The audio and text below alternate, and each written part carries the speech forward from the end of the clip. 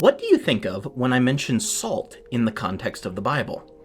Well, if you answered Jesus' command to be salt and light, you have fallen prey to the Mandela effect in the Bible. Let's talk about why. Hey everyone, I'm Colin, the resident nerd and Bible scholar at the Bible Uncut and Unfiltered.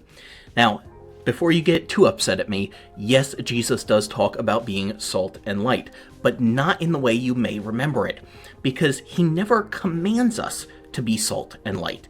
Rather, he says that we are salt and light. Let me read the verse to you. This is Matthew 5, verse 13. You are the salt of the earth, but if the salt becomes tasteless, by what will it be made salty? It is good for nothing any longer except to be thrown outside and trampled underfoot by people. Notice the difference. You are salt. You are light, as the next verse says.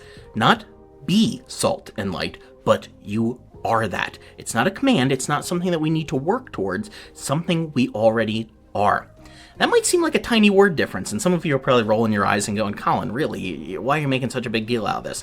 Well, I read an article recently in Christian Century by Brian Bantam, and I thought this was really good, so I just am going to be heavily drawing on his article here, and I just want to share this work with you. So this is not original to me, but he pointed out that R and B are two very different ways of looking at the world. When we hear be salt, we're thinking that somehow we need to become like salt, like we're not salty enough, and like we need to try harder to preserve something in this world for God. But he compared it to putting salt in a stew, and says that the salt can't be anything other than what it already is. Salt does its work just by existing. Jesus isn't giving you some performance review. He is making an identity declaration. You are salt. You are light. It's not about behavior. It's about your being. Think about it. When you put salt in food, it doesn't have to try to be salty. It just is. It enhances flavor, not through effort, but just by mere presence. Now, if you were listening carefully when I read the verse, you may have caught that Jesus does warn about losing our saltiness. And we often read that as, don't sin or you'll become useless to God. But again, think about this with me for a second. Can salt actually lose its saltiness?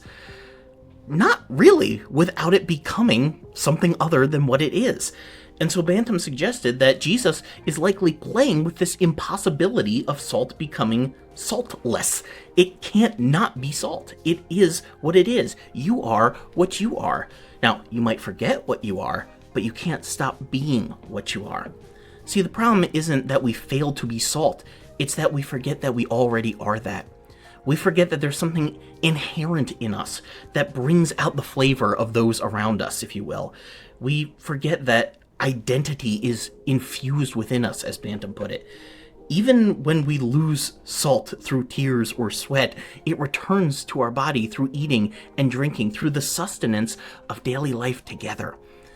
I think, as small of a difference as that seems, it completely flips the script on how we read that passage and what therefore we take from it as a meaning for our Christian lives. Instead of constantly worrying about whether you're pure enough, salty enough, good enough, you get to rest in the reality of who God says you are.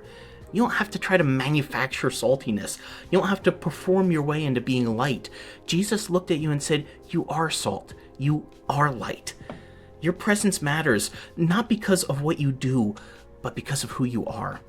You enhance the world around you, not through perfect behavior, but by simply being the salt-infused person that God created you to be.